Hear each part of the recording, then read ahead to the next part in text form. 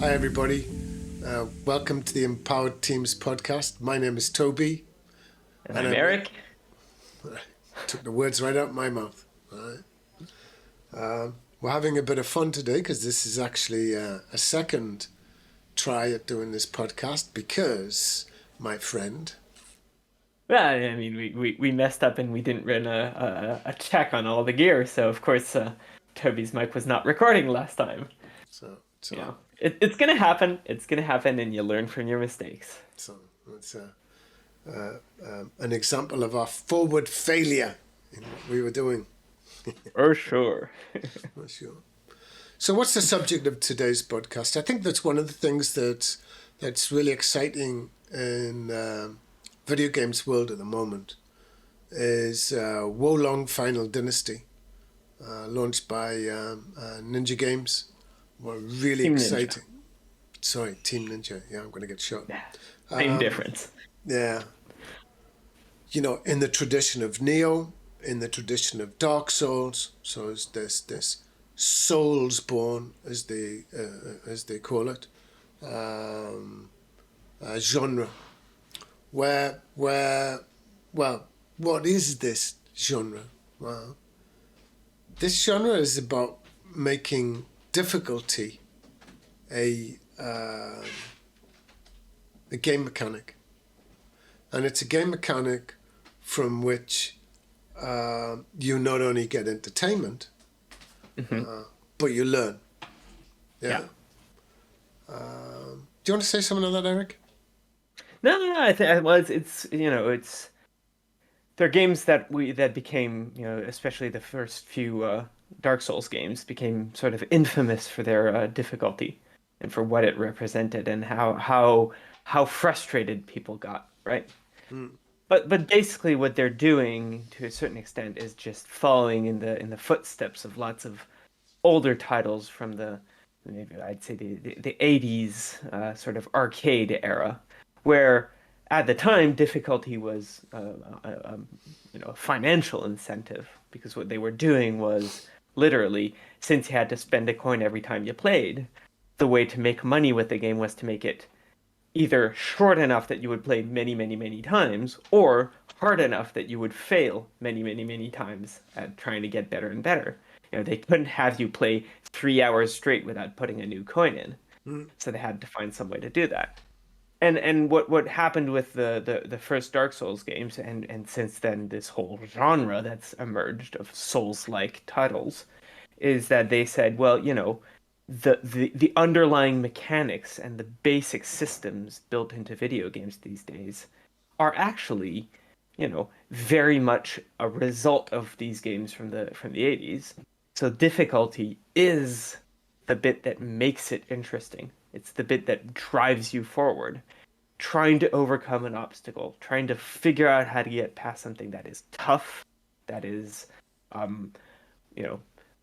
sometimes complex and complicated to figure out, is the bit that's going to be fun, because once you get past it, you get an incredible feeling of, some relief, but mostly just, victory. Like, wow, I did it. I got past it. And we were actually, the reason we're bringing Wolong up, which is this recent title in that sort of genre, is because it's becoming infamous for its first boss. So you go into the game, you've got this short level, which takes, between 10 and maybe 35 minutes to complete, where you're playing an ancient warrior in a sort of a fantasy version of roughly medieval China. And you get to the end of this level, and you now have to fight this one really, really, really powerful dude. And, I mean, how long do you think it took you, Toby? Well, the truth of the matter is, Eric, is your mouse still on the screen there, my friend? It is. Alan, there's two things to think about difficulty. Sure, there's a length of time, and it takes a good few hours to do that. And what it also requires you to do is to go in and experiment and study. So there's a couple of mechanisms, because I mean let's be quite serious here. the first bosses, because there's a mini boss before this first boss. These first bosses are harder than the end boss in many other games. Yeah. So saying, yeah, sure, gone in and taken time, and I guarantee you was a lot of failure, a lot of, because one of the things you discover is in the first phase, because what most people don't realize is as soon as you think that you've actually defeated the first boss, he morphs into a second boss. You're like, oh my God, right? And they're totally different in their patterns, absolutely totally different. The first one requires aggression. By that it means constantly moving towards the boss, and at the right and appropriate moment being able to parry or parry and block. And that's an interesting mechanic where you think, because for you, what you were talking about was you just parried, you never used block, and Fighting Cowboy and some of the other streamers, they were saying use your block, right? And then if the parry misses, you're still covered for a bit. Okay, you don't lose large chunks of your leg. So there's the thinking process that was shared by the community. All right. So what interests me from a pedagogical point of view with this boss was it wasn't just you, me, facing this difficulty. My God, is it a difficulty? But that it's a global experience. And I mean, you just got to get your head around that, right? That there's millions of people watching expert content makers, right? Yeah. Offer advice and counseling and creative thinking and innovation on the way to approach me, finding a solution through this. Yeah. How can you get, I mean, you can't, to my knowledge, you can't get that enthusiasm, that motivation, that soft skills in business. You have to almost try and engineer it. But here we're having it in an entertainment.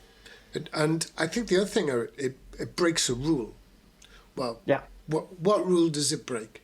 Well, it breaks what you were talking about before in the history of video games. So you and I have an argument about whether I think the 1980s arcade games are actually video games. All right, technically maybe, but, I sort of, I sort of put the point at the start at consoles.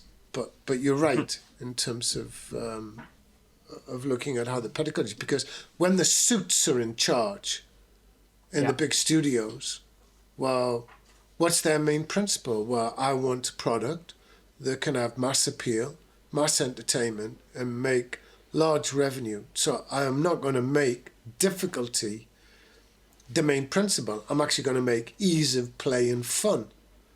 So doesn't this break common sense? Doesn't this okay, so I launched this series of difficult games, Wolong being the latest. What's the one previous to that? Eden? Elden Ring is Elden Ring, massive one that everyone's on about. Yeah. Right, but again, makes difficulty, Elden Ring, just come before this. So Wolong had it all to do to try and stand above Elden Ring. Yeah. Right, had it all to do to be, to say, okay, we've got something different, right? Yeah. We're making difficulty. But here you've got this lineage of games that make sheer, unadulterated, so hard to get through. Yep. But that's a form of mass entertainment. That's a form of mass appeal. That creates revenue. That creates esport challenges, which go against the common sense idea in corporate training that what you should do is to, what's the right word, neuter or de-challenge, the actual content. I think it's worth sort of very specifically pointing out that this trend in Souls-like games and difficulty-forward titles is sort of, it's emerged over the past maybe half a decade, maybe a bit more. And it's really emerged in contrast with what up until then was the general trend of let's make things easier, let's make things more comfortable. So all of the big companies, the EAs, the Ubisofts, etc., in gaming, they were all trying to make things you know, more easier or more narrative driven and sort of taking away from this experience of facing difficult challenges until sort of underdogs, From Software, Team Ninja, and a few others came in and said, well, no, actually, let's try something different. And everyone's been surprised. Well, maybe not everyone, but all the big companies were surprised by the success of these titles, which are huge, like way bigger than people would have thought.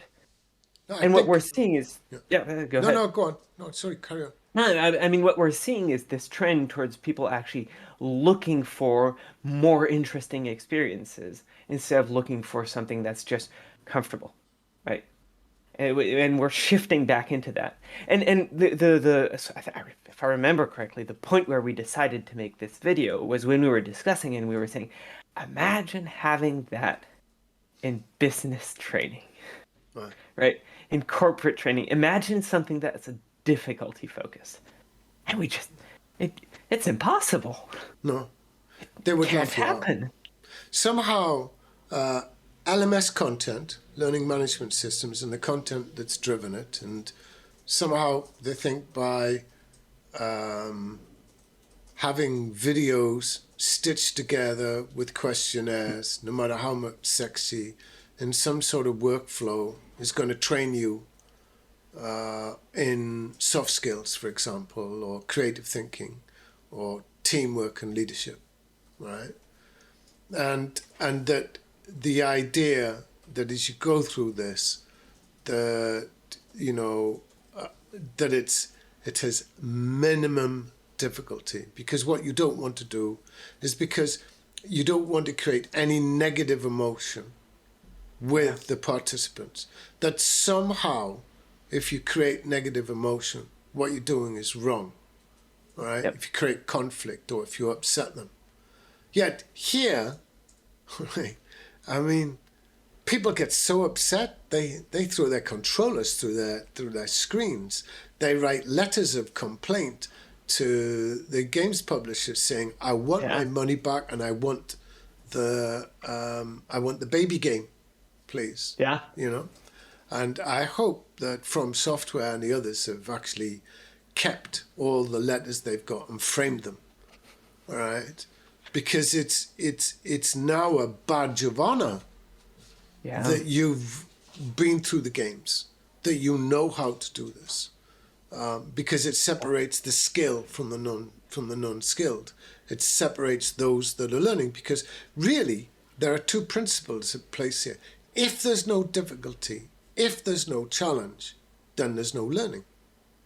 Mm-hmm. I mean, I think that's something that most people in about the suits in the video game world and the suits in the corporate world don't understand that.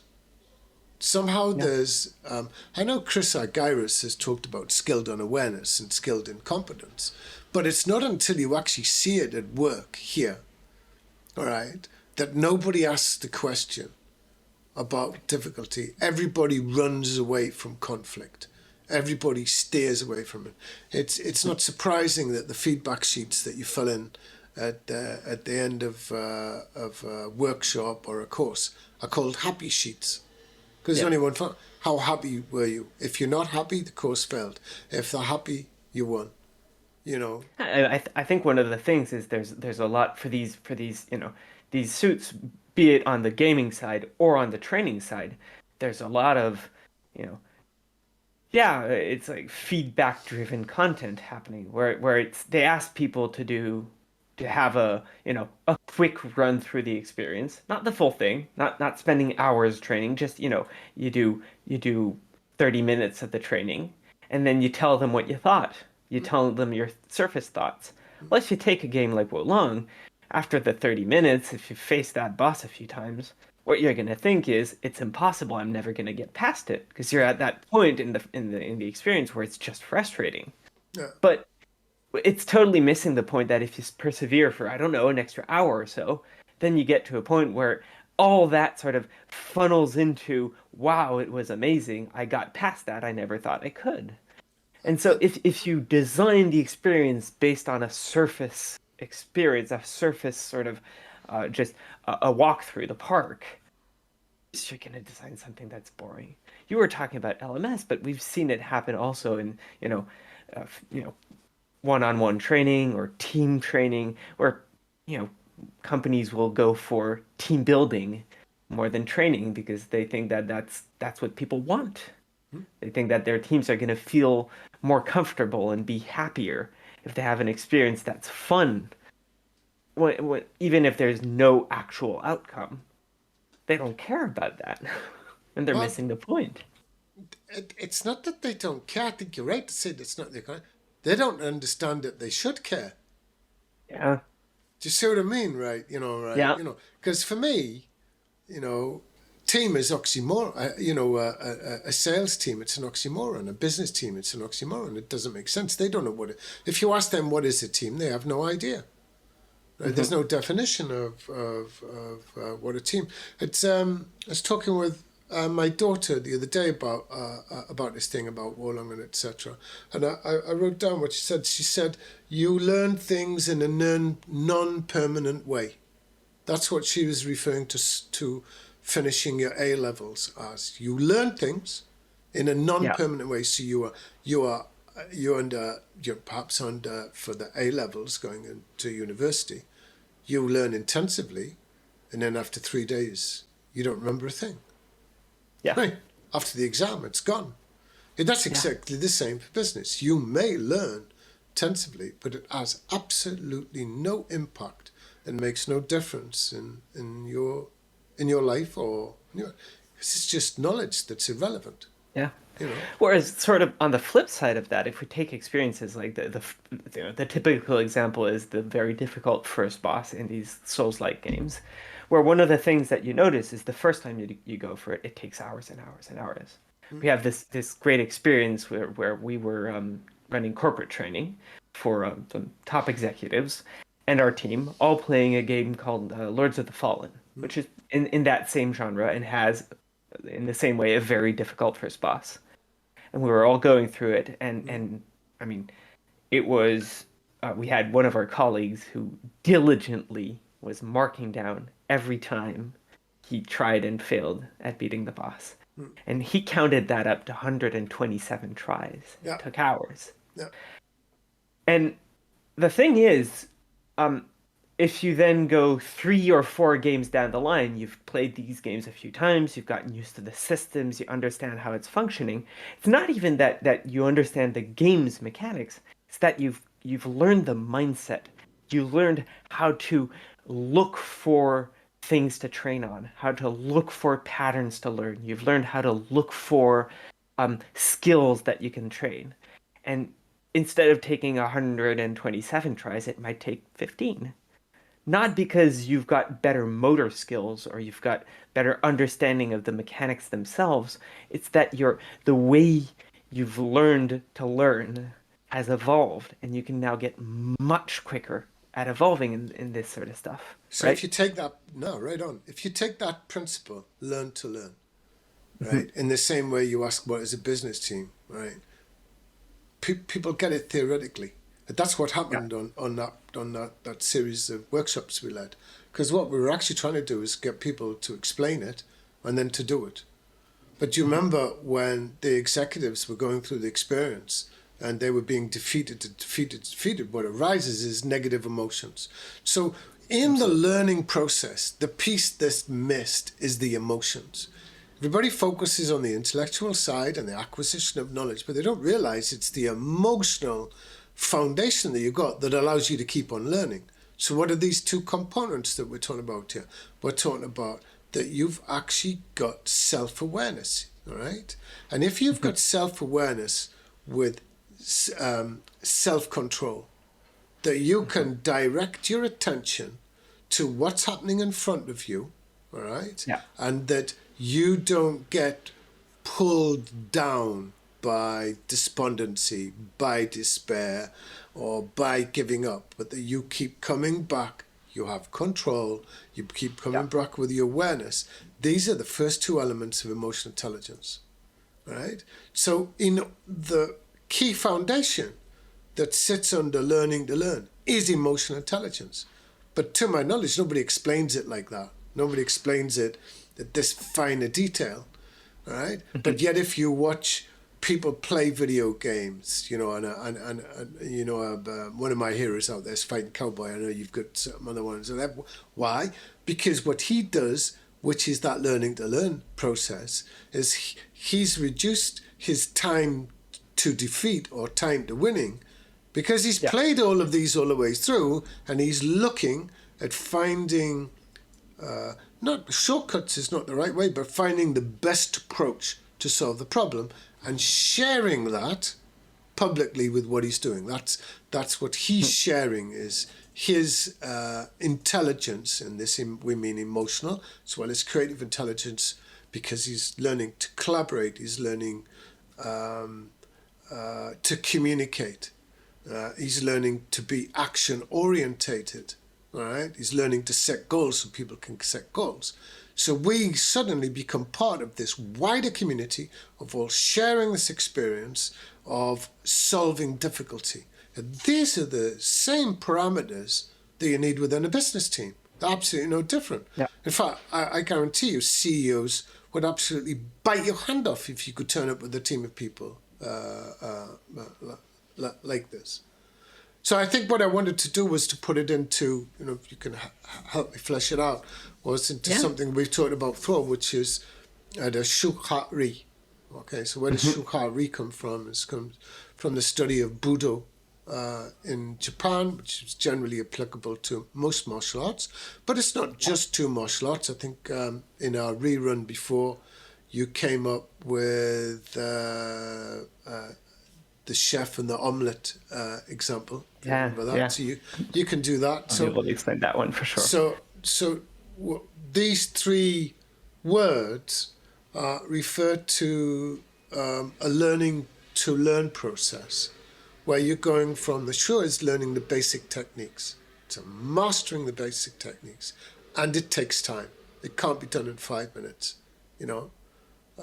You're training yourself, which we talked about through awareness, we talked about through self-control, we talked about through problem solving, etc.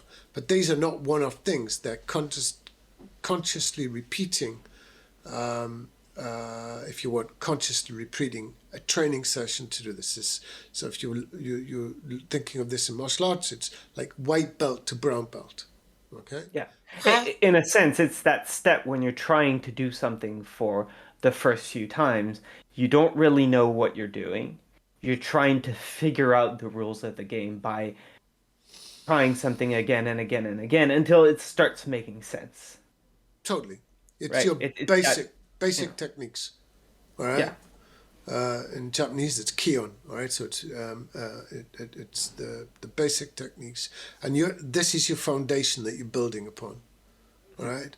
And when it starts, so that you don't have to think about it, when you're moving from conscious incompetence to conscious competence, when we place it under Western pedagogy, then you're becoming at this point where it's black belt and above, and that's what we call ha. But actually, the ha, you know, if you want, the shu is black belt, right? The ha is like black belt third dan in the old way of looking at gradings, where you become Eric ha, Suzuki ha. It becomes your way that you've learned over a period of time, that you've established a way of doing that. You know, fighting cowboy ha. Ha refers to that. So you may do Shotokan, you may do Goju-Ryu at that point, you may see a black belt, but after a while it becomes your way of doing it. The last principle, Ri, is the creative principle. So, and that takes place, like most good musicians know, or most good writers know, that takes place in the space between your thoughts, in the space between your actions. In sport, it's called being in the zone. All right. Yeah. Okay. So where That ties into that notion of flow, doesn't it? Where yeah. you've gotten so comfortable with a certain task, a certain action, that you're basically able to do it without any conscious thought, and you're just flowing into the action and letting things happen, just naturally bobbing and weaving and letting things go, right? I think it's not only, and you say that much better than I did, but it's like we know from our research on flow for sports, and we've stolen, we've been influenced. Sorry, we've stolen some of the concepts and ideas to help them Yeah, yeah, understand Soulsborne principles. Is that it's a combination of the challenge itself and your skills. yeah, If your skills, here's the challenge. If your skills are too low, then actually you're going to be experiencing negative emotions. You're yeah, going to be yeah. So experiencing high challenge and low skill level. I mean, that basically creates immense frustration, and people just give up, right? so you've just described what happens when people go on to Wolong Fallen Dynasty, right? Yeah, They give up or they keep going, right? yeah, You don't want to be telling all your friends and peer that you gave up, right? yeah. It's not cool. No, So no. if you push through the high challenge, and Yeah, you follow that pedagogical principle of forward failure.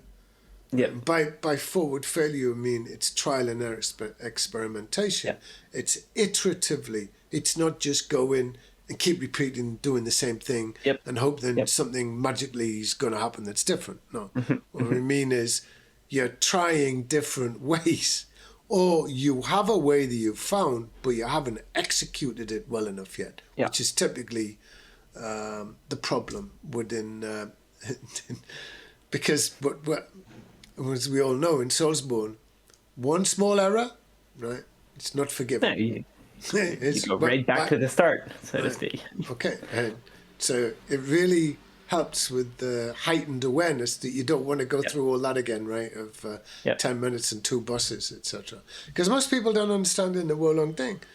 If you're right at the very end of the second boss and you have a bit of health, and he captures you, that's over.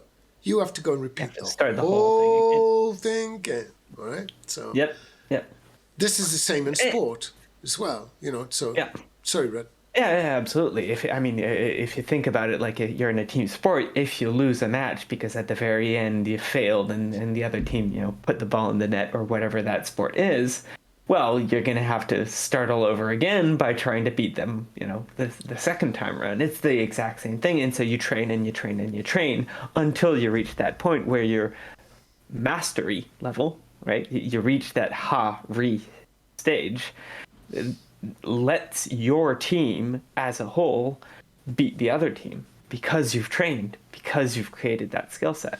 And it's also one part of that skill set. Knock down 7 times, get up 8.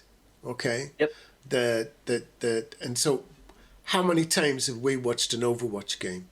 All right. Okay. And the 3-0 down. All right. Whatever. And the team's ready to give up. And then Yeah. somebody calls out, let's keep doing this. Let's keep doing this. All right. And they go and they win. And they win, and there's 2 minutes left. Yeah. Right? Or Yeah. whatever. And they keep going. And everybody goes. And that's in a pickup group. That's Yeah. not in a, that's not Yeah. in a pre-made, to use World of Warcraft term. It's not in a pre-made, a proper organized team. This is a pickup group where generally the morale is, well, you have no idea what you're picking up when you It's play a like mess. that. But we've experienced that. Or when you lose a team member because they've raged quit, right? Which we talked about before, where you get like people quit on you in business. They're physically present, but they're mentally not there. They're not engaged. The motivation's not there. They'll say all the right things, but there's going to be no productivity coming from them. You can get the same in esport. You can get the same where you have to carry people, right? Yeah. Now, typically in esport and that, or when you're learning, you carry people because you're teaching them, Yep. right? but I've seen it where you carry people because they just want to get an award by riding on your back and not doing anything and not, maybe they're watching Netflix at the same time as they're playing or whatever. That sounds similar to some situations in the business world as well, doesn't it? I think that's the I think that's the point.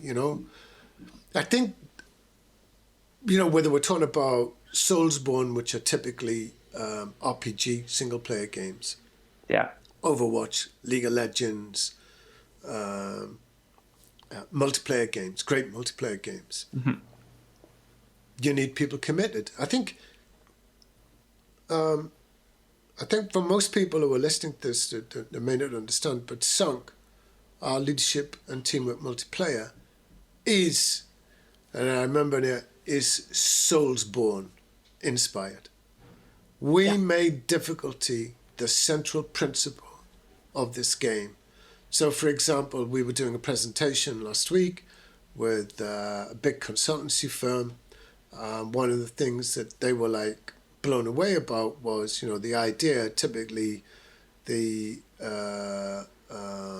zeitgeist for games out there is you do it 2 hours and that 2 hours one session, that's over, move on to another game. But that comes back to the experience that I was just explaining before, that you do a lot of intensive work, but you don't remember it, Yeah. So Yeah. here, when we had to explain to them, no, you played this game for 9 months, you played this game for 8 months, all right? Because the difficulty presents a set of challenges such that the team have to up their skills. The team have to find the team zone. Yeah. Right? Which is what you see in basketball, what you see in football. When two teams are technically equal, what makes the difference is their mental game. It's their inner game. Sorry, Red.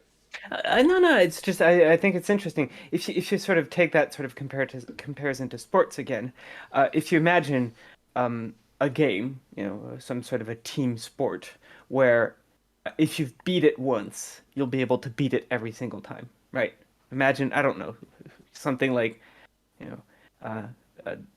whatever. Let's imagine archery. I know you're into archery, Toby. If you imagine archery, and if you've been able to put the arrow in the bullseye once, you'll be able to do it every single time forever, right? Well, then reaching the point where you can do it once is the end, and so the game has this. The whole sport loses its its functionality, its system. It's not interesting. You beat it once, okay, I've done it. Next, and 5 years later, you'll probably have forgotten how you did it because there's no good reason to continue training and continue learning. Whereas if you take that and say, okay, you won't be able to do it for years, and even when you do it, you'll probably not be able to do it consistently for even more years after that. Well, that's how Sync works. It takes many, many, many hours to be able to reach the end of the experience successfully. But I think, and then you can continue training to try and get better at it. yeah. Well, what are we talking about getting back? We're talking about you set a mission and you set goals, but you're collectively on the same page constantly. It's not like, oh, I set one goal at the beginning of the session and that's it for the whole thing. We're talking about many goals going down. Well, we're talking about collaborating, teamwork, and communication. Yeah. We're talking about being able to make assessments and evaluate, analyze, critical thinking, and problem solving. And then, the whole thing comes together in action orientation, execution, trial and experimentation. We've talked about it before, where we've seen top level business people who stay in the command van at the beginning, create Excel spreadsheets and PowerPoints, and never go out the game. It's just really crazy. But it comes back down to the real change in the marketplace that absolutely a lot of businesses don't truly understand. But what's coming up then, right, is a whirlwind, is a tsunami of digital, technical, and scientific revolutions. And they're not off in the future. I mean, just look at ChatGPT that's now influenced. You now even see Meta moving its focus from metaverse to AI. Sort of Tefloning their focus on metaverse to say they're going on AI because of these changes taking place. So the just want to finish the point because otherwise the logic just loses, which is that the only way that you can respond to the changes is through empowered teamwork and a multi-teamwork strategy that focuses, what Sank focuses on, is autonomous decision-making within a group. Yeah. Yeah. No, I was just going to say, I think that people don't really understand the scope and the scale of change that is coming down the line in terms of technology. And there's lots and lots of people out there who are going to be, caught off guard because they won't have the overall agility to be able to react to those changes. And it's already happening. The big example at the moment is Bing, who's everyone's laughed at Bing for the past decade or so, and for the first time, Bing is actually starting to grow very fast because they integrated ChatGPT, and Google is actually losing market share. Google's been untouchable. No one could even barely put a dent in Google. Well, it's happening right now. And what the big thing is Google, their search branch has been very, very static and stable. They lost their agility. Well, Microsoft, since they're the underdog, they didn't have really much to lose. They went full agile and said, let's just try stuff. Let's put ChatGPT into it. Might not be perfect, might not work great, but we'll try it. And that worked. That was the way to go. So what are we talking about there? It's exactly, so we're talking about let's try it. It's iterative, it's prototyping, it's not waterfall methodology. Okay, so we talk about agile. When we talk about agile, it's really important. There's agile methodology that's used for software teams, etc. Mm-hmm. That's now become agile methodology with which organizations can start. But these are external strategies in the main. When we talk about agile, we mean it internal.